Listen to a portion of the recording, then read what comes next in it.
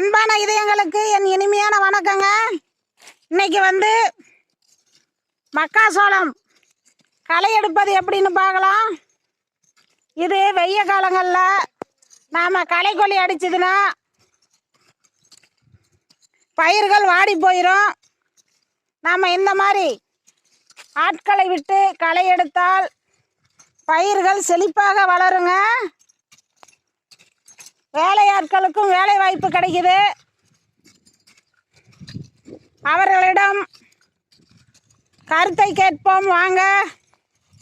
உங்களுக்கு போதுமான கூலி கிடைக்குதா? போதுமான கூலி கிடைக்குதுங்க. சரிங்க, லாபம் இல்லைங்க. சரி, போதுமான கூலி கேட்கறதுக்கும் கஷ்டமா இருக்குது. சொட்டு நீர் பாசனத்தில் மக்காசோளம் நடவு செஞ்சுருக்காங்க.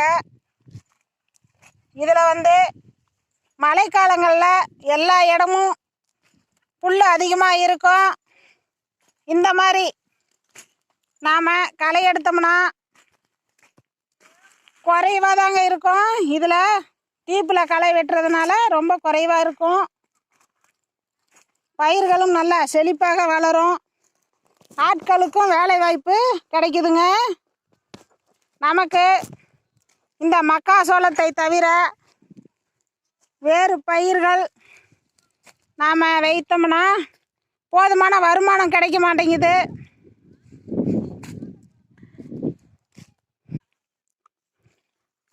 மக்காசோளம் போதுமான விலை இல்லைங்க. நம்ம விவசாயிகள்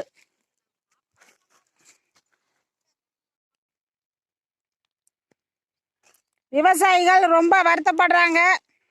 மக்காசோளம் இன்னும் கொஞ்சம் ஏற்றுமதி செஞ்சால் கொஞ்சம் லாபம் கிடைக்கும் அப்படின்னு எதிர்பார்க்குறாங்க விவசாயிகள். என்ன செய்கிறது?